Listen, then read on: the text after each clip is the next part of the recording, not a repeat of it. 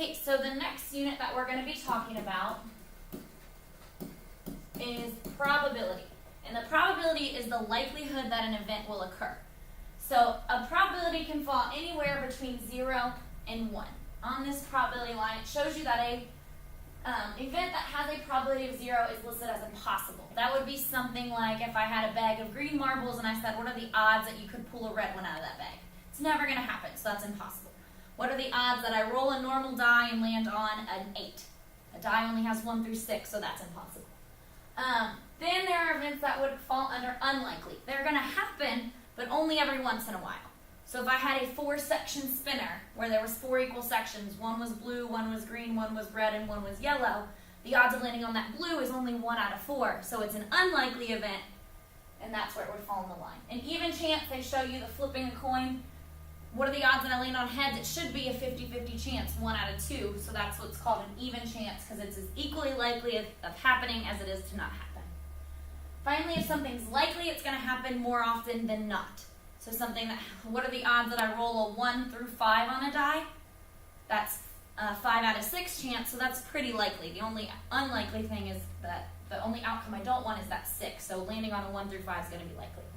Finally, there are certain events, something that is always going to happen. So flipping a coin and landing on either heads or tails is always going to happen because those are the only 2 outcomes.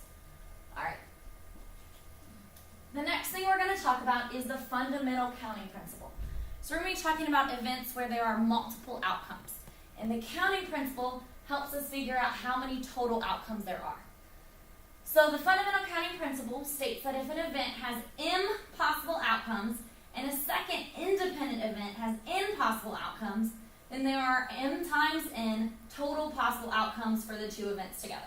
Now, that might not make sense, but you basically take however many times event 1 can happen, multiply it by how many times event 2 can happen, and if there's more events, you just keep multiplying the outcomes. We're going to look at that further with a couple examples.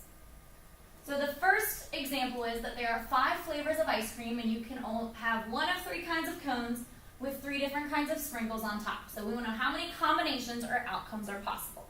So there's 3 different choices you make. The first choice you make is flavors of ice cream, and that has 5 outcomes.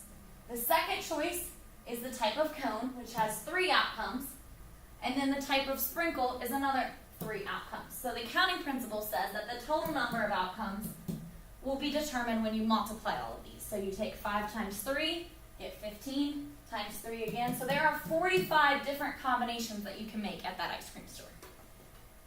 Another example, you're picking out glasses. So the first thing you pick are lenses. There are 3 choices you have there. The filter on your lenses, there are 2 choices.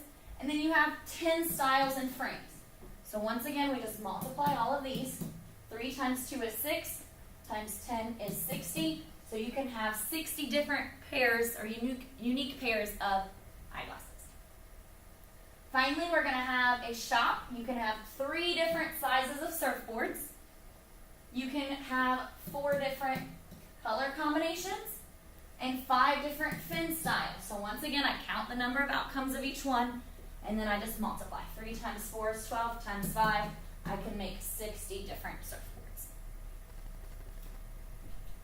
Okay, the next thing we're going to talk about, once we say the number of outcomes, we want to show that in a way, and that's what's called a sample space. So a sample space lists all the outcomes there are. So we won't do ones as high as 60 outcomes or things like that. We're going to do ones that don't have as many outcomes to show them all.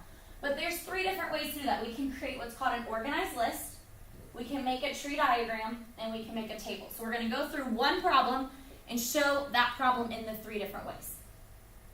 So here's our problem. If we're going to go to Bob's Burgers, you can select a beef or turkey burger. So that's 2 different types of burgers. You can get either chips or pasta salad as sides.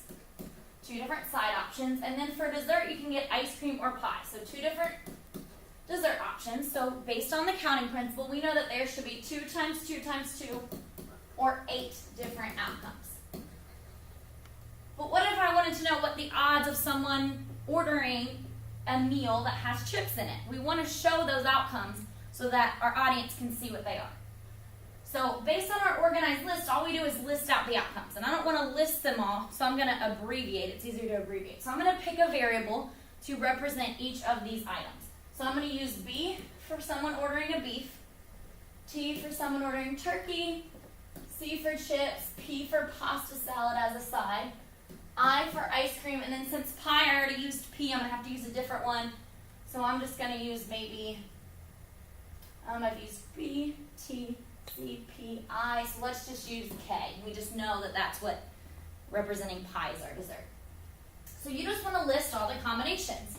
You can get beef with chips and ice cream. You can get beef with chips and pie. You can get beef with pasta and ice cream, beef with pasta and pie. So that's all the different combinations of just ordering a beef sandwich.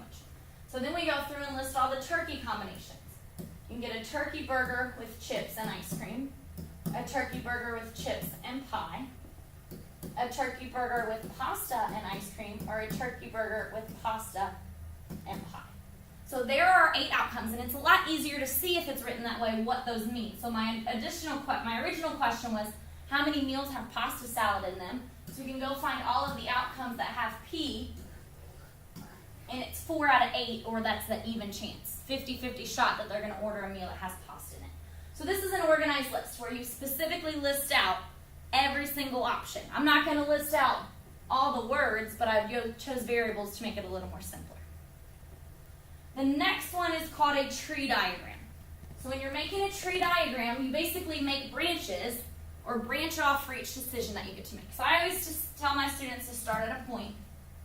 First choice when you go into Bob's Burgers, they're going to ask you if you want beef or turkey. So we're going to make a branch over here that represents ordering beef, and a branch over here ordering turkey. So basically you can go down 2 paths. Go down ordering the beef or ordering the turkey. Once I order the beef sandwich, I get another choice and 2 pathways I can go down. I can get the beef sandwich that comes with chips, or I can get the version that comes with the pasta salad. Same with the turkey. I can order the chips with it, or I can order the pasta with it. I still have to decide on my dessert. So once again, I have 2 more choices. So I make 2 more forks or splits. I can get ice cream or pie. Ice cream or pie. So we're still looking for those 8 outcomes, and in this situation, your 8 outcomes are shown by how many ending branches that you have. So if you look at the ends, 1, 2, 3, 4, 5, 6, 7, there's our 8 outcomes.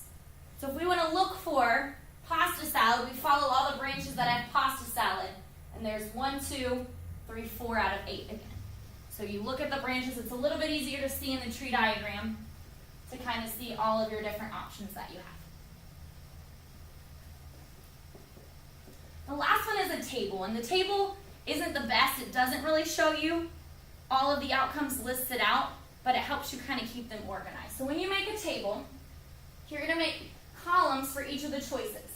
So the first choice we have is the meat, then we choose the side, then we choose the dessert.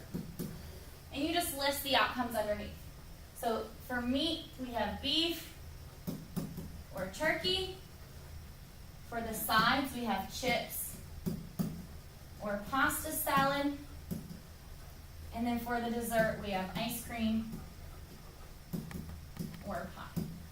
So really it's not as, I like the organized list better or the tree diagram since you can see all the individual outcomes. This one really just helps with the counting principle because you can see that you have 2 choices, 2 choices, 2 choices, and when you multiply, you know that there's going to be 8 outcomes. So for pasta salad, it's 1 out of every 2 sides, which gets you back to that 50-50 shot of the outcomes. So those are the different ways that you can show sample space, and we're going to work with all 3 of those in class tomorrow.